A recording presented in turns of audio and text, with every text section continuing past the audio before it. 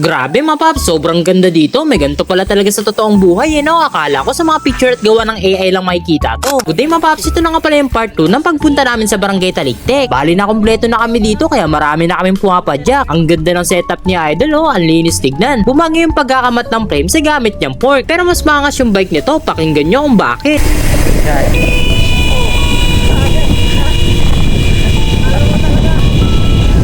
Ang lakas ng busina no? Akalain mo talagang may sasakyan sa likod mo. Pagdating sa part na to ay bumibuelo na naman yung mga kasama ko. Kaya sumabay din tayo sa rimatihan nila kaso ahon pala yung dulo nito.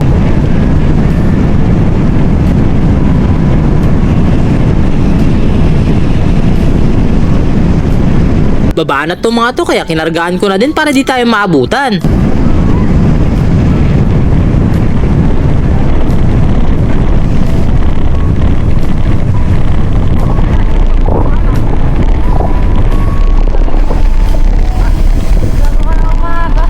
Wala na, bumitaw na sila mga paps, kaya chill ride na ulit tayo. Ito yung isang kasama namin na palong-palo sa ahon. Kaya binudol ni kuya na dito daw yung daan kahit na hindi naman.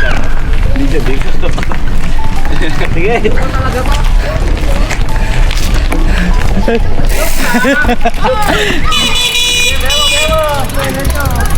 Diretso daw!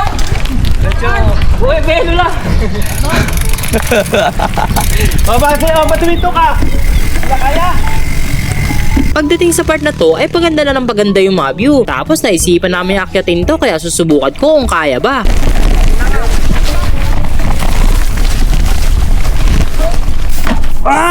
Utang na! Hindi kaya! Yun lang, biglang tumigas mapaps, mabigat pala yung gear na gamit ko. Bibidyoin ko sana nung maayos tong si Idol kaso palong-palo talaga at di niya na naintay. Utang na! Lakas!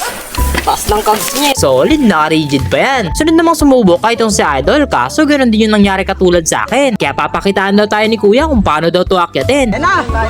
Ayan na, go! Ahon na ba? One! Ayan na! Three! Ay! So basic! Patalik pa? Hindi naman. Basic! Basic lang. Pumunta pa kami sa dulo dahil mas kita yung view at maganda magpicture. Pagkatapos lumarga na ulit kami at nagsisimula na naman yung mga ahon na daan.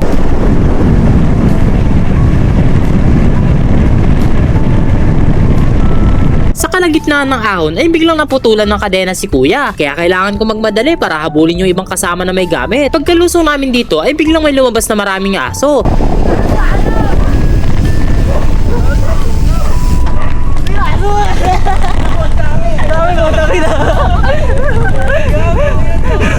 Ang dami lalaki pa gago!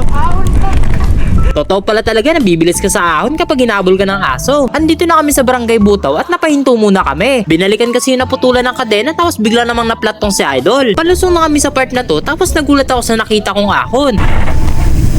Bigla akong napa-full break mapaps, sinarang kasi nung lalaki yung paa niya. Delikado yun, sana huwag niyang gawin sa ibang pupunta dito. Tamang takbuhan na lang kami dito habang ina-enjoy yung magandang daan. Bumagal bigla sila Idol dahil sa nakita nilang ahon. Tapos bigla akong nakita ulit yun ng papatid at nakamotor na siya. Sa tingin lang pala siya mataas mapaps, kayang-kaya naman akyatin. Shino, papasok na tayo ng Barangay Taliktik. Dito mo na makikita kung gaano kaganda yung mga bundok. Tuwang-tuwa kami dito mapaps, worth it yung pagod dahil sa napakagandang lugar na to. Lumaki kasi ako sa syudad kaya kapag nakakita ko ng mga ganito ay mangha ako. Totoo palang may mga gantong lugar, akala ko maganda lang sila sa picture. 100 per km nga pala ang distance nito at hapon na rin ako nakauwi. Marami din kasing nasiraan kaya tumagal kami. So hanggang dito na lang mga paps. Salamat sa panonood. Ride safe palagi!